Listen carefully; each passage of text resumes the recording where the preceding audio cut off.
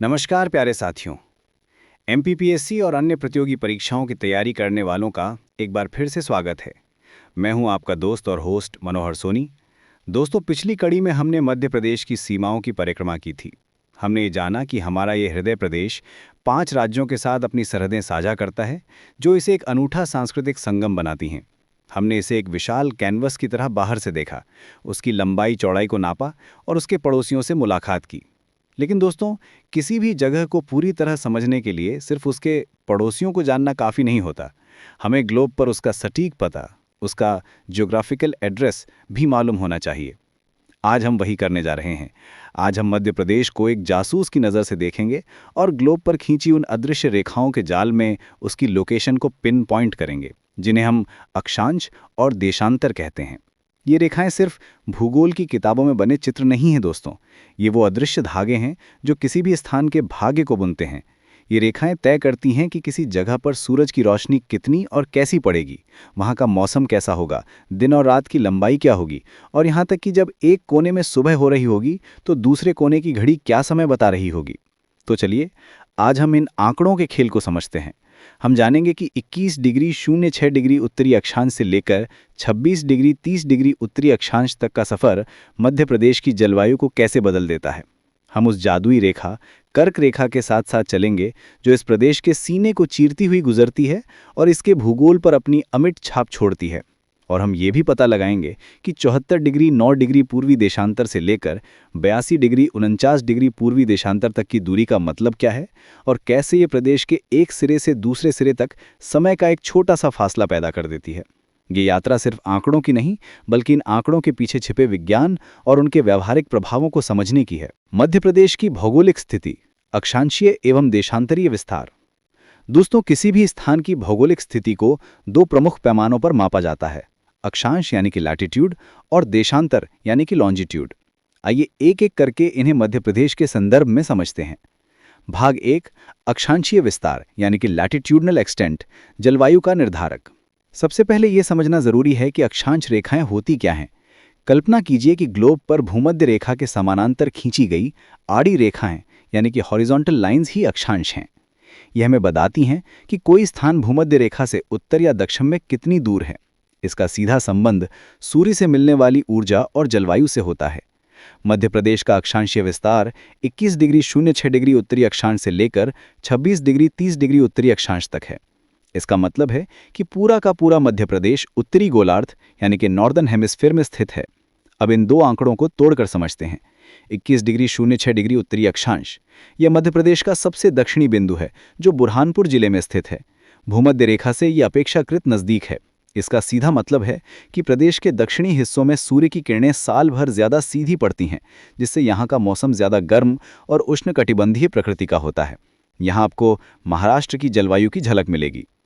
26 degree 30 degree उत्तरी अक्षांश, ये मध्य प्रदेश का सबसे उत्तरी बिंदु है, जो मुरैना जिले में स्थित है। ये भूमध्य रेखा से दूर है। इसका मतलब है कि प्रदेश के उत्तरी हिस्सों में सूर्य की किरणें ज़्यादा तिरछी पड़ती हैं, जिससे यहाँ महाद्वीपीय प्रकार की जलवायु पाई जाती है। यहाँ गर्मियाँ अत्यधिक गर्म और सर्दियाँ अत्यधिक ठंडी होती हैं। इस क्षेत्र पर उत्तर भारत के विशाल मैदानों यानी गंगा यमुना दोआब का गहरा प्रभाव है। अक्षांशीय विस्तार का प्रभाव, मध्य प्रदेश का उत्तर से दक्षिण का अक्षांशीय अंतर लगभग 5 डिग्री 24 मिनट यानी 26 डिग्री 30 मिनट से लेकर 21 डिग्री 06 डिग्री तक का है। यह अंतर भले ही छोटा लगे, लेकिन ये प्रदेश के उत्तरी और दक्षिणी भागों की जलवायु में स्पष्ट भिन्नता पैदा करने के लिए काफ़ी है। आप ग्वालियर मुरैना की कड़ाके की सर्दी और बुरहानपुर खंडवा की सामान्य सर्दी के अंतर को इसी अक्षांशीय विस्तार से समझ सकते हैं। भाग 2, कर्क रेखा यानी कि tropic of cancer, Madhya Pradesh की जीवन रेखा। अक्षांश रेखाओं में से एक रेखा मध्य प्रदेश के लिए अत्यंत महत्वपूर्ण है, 23.5 डिग्री उत्तरी अक्षांश, जिसे हम कर्क रेखा के नाम से जानते हैं। ये इतनी खास क्यों है? कर्क रेखा पृथ्वी पर उत्तरी गोलार्ध में वो अधिकतम सीमा है जहां तक सूर्य की किरणें सीधी यानी कि लंबवत चमक सकती हैं। ये घटना 21 जून को होती है, जिसे हम कर्क संक्रांति कहते हैं, और इस दिन उत्तरी गोलार्ध में सबसे बड़ा दिन होता है। मध्य प्रदेश के लिए इसका महत्व, कर्क रेखा मध्य प्रदेश के ठीक बीच से होकर गुजरती है, जो इसे लगभग 2 बराबर जलवायु कटिबंधों में विभाजित करती है। दक्षिणी भाग यानी कि कर्क रेखा के नीचे ये उष्ण कटिबंध में आता है। यहाँ मौसम साल भर अपेक्षाकृत गर्म और नम रहता है। उत्तरी भाग यानी कि कर्क रेखा के ऊपर ये उपोष्ण कटिबंध में आता है। यहाँ तापमान में अधिक विषमता पाई जाती है, यानी बेहद गर्म गर्मियाँ और ठंडी सर्दियाँ। कर्क रेखा पर स्थित 14 जिले, पश्चिम से पूर्व का क्रम। ये एमपीपीएससी और अन्य परीक्षाओं का एक अत्यंत पसंदीदा प्रश्न है। आइए कर्क रेखा के साथ साथ पश्चिम से पूर्व की ओर यात्रा करें। रतलाम, उज्जैन, आगर मालवा, पहले ये शाजापुर का हिस्सा था, राजगढ़, सीहोर, भोपाल, प्रदेश की राजधानी कर्क रेखा पर स्थित है। विदिशा, रायसेन, सागर, दमोह, जबलपुर, कटनी, उमरिया, शहडोल। उज्जैन और कर्क रेखा का ऐतिहासिक संबंध। दोस्तों, ये जानना बहुत दिलचस्प है कि प्राचीन काल से ही उज्जैन भारत का प्रमुख खगोलीय केंद्र रहा है। महान खगोल शास्त्री वराहमिहिर और भास्कराचार्य की ये कर्मभूमि रही है। प्राचीन भारतीय भूगोलवेत्ता उज्जैन को भारत की शून्य देशांतर रेखा यानी प्राइम मेरिडियन का केंद्र मानते थे। यहाँ आज भी जंतर मंतर वेधशाला मौजूद है और महाकालेश्वर मंदिर को कर्क रेखा के निकट स्थित होने के कारण भी विशेष महत्व दिया जाता है। भाग 3, देशांतरीय विस्तार, लॉन्गिट्यूडनल एक्सटेंट, समय का निर्धारक। अब बात करते हैं देशांतर रेखाओं की। ये ग्लोब पर उत्तरी ध्रुव से दक्षिणी ध्रुव को मिलाने वाली खड़ी यानी कि वर्टिकल रेखाएं होती हैं। ये हमें बताती हैं कि कोई स्थान ग्रीनविच यानी लंदन की 0 डिग्री देशांतर रेखा से पूर्व या पश्चिम में कितनी दूर है। इनका सीधा संबंध समय से होता है। मध्य प्रदेश का देशांतरीय विस्तार 74 डिग्री 9 मिनट पूर्वी देशांतर से 82 डिग्री 49 मिनट पूर्वी देशांतर तक है। इसका मतलब है कि पूरा का पूरा मध्य प्रदेश पूर्वी गोलार्ध यानी ईस्टर्न हेमिस्फीयर में स्थित है। आइए इन दो आंकड़ों को भी समझते हैं। 74 डिग्री 9 मिनट पूर्वी देशांतर, ये मध्य प्रदेश का सबसे पश्चिमी बिंदु है जो अलीराजपुर जिले में है। 82 डिग्री 49 मिनट पूर्वी देशांतर, ये मध्य प्रदेश का सबसे पूर्वी बिंदु है जो सिंगरौली जिले में है। देशांतरीय विस्तार का प्रभाव, समय का अंतर। मध्य प्रदेश का पूर्व से पश्चिम का देशांतरीय अंतर लगभग 8 डिग्री 40 मिनट यानी 82 degree 49 minute minus 74 degree 9 minute है। अब इसका हमारे जीवन पर क्या असर पड़ता है? हम जानते हैं कि पृथ्वी 24 घंटे में 360 डिग्री घूमती है। इसका मतलब है कि 1 डिग्री देशांतर घूमने में पृथ्वी को 4 मिनट का समय लगता है। 24 गुणा 60/360 बराबर 4। तो मध्य प्रदेश के सबसे पूर्वी और सबसे पश्चिमी बिंदु के बीच समय का अंतर कितना होगा?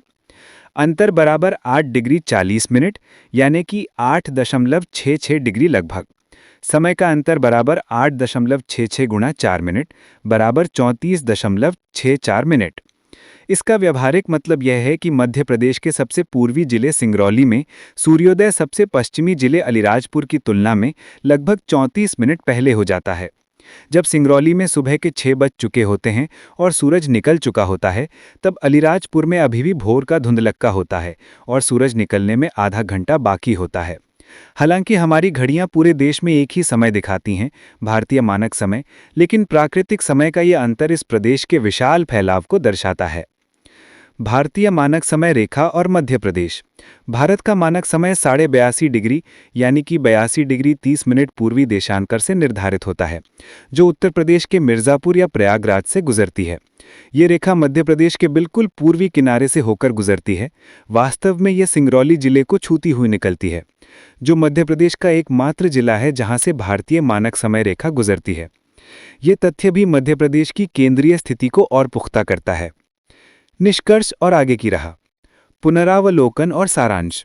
तो दोस्तों, आज हमने मध्य प्रदेश के भौगोलिक पते को पूरी बारीकी से समझा। हमने सीखा कि इसका अक्षांशीय विस्तार 21 डिग्री 6 मिनट एन से 26 डिग्री 30 मिनट एन तक इसे एक विविध जलवायु वाला प्रदेश बनाता है, जहां दक्षिण में उष्ण कटिबंध है तो उत्तर में उपोष्ण कटिबंध।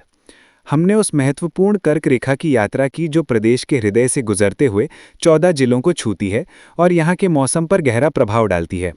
फिर हमने देशांतरीय विस्तार के गणित को समझा और ये जाना कि कैसे ये प्रदेश के पूर्वी और पश्चिमी छोर के बीच सूर्योदय के समय में लगभग आधे घंटे का अंतर पैदा कर देता है। ये नंबर और रेखाएं महज आंकड़े नहीं हैं, ये मध्य प्रदेश की पहचान की बुनियाद है।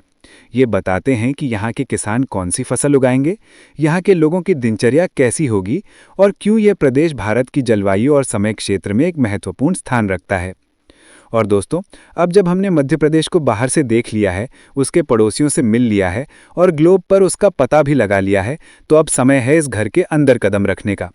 अब हम ये जानेंगे कि इन सीमाओं और रेखाओं के भीतर ज़मीन की बनावट कैसी है। कहाँ ऊंचे ऊंचे पहाड़ हैं, कहाँ विशाल पठार हैं और कहाँ जीवनदायिनी नदियों की घाटियाँ हैं। हमारी अगली कड़ी में हम मध्य प्रदेश के धरातल का अध्ययन करेंगे। हम ये समझेंगे कि इस प्रदेश को प्राकृतिक रूप से किन किन भागों में बांटा जा सकता है। हमारा अगला विषय होगा मध्य प्रदेश का भौतिक विभाजन, यानी कि physical divisions of Madhya Pradesh, जिसमें हम मध्य उच्च प्रदेश और सतपुड़ा मैकल श्रेणी जैसे प्रमुख भू आकृतिक प्रदेशों की रोमांचक यात्रा पर निकलेंगे। तब तक सुनते रहिए ऑडियो गुरु। आपका दोस्त मनोहर सोनी करता हूं नमस्कार।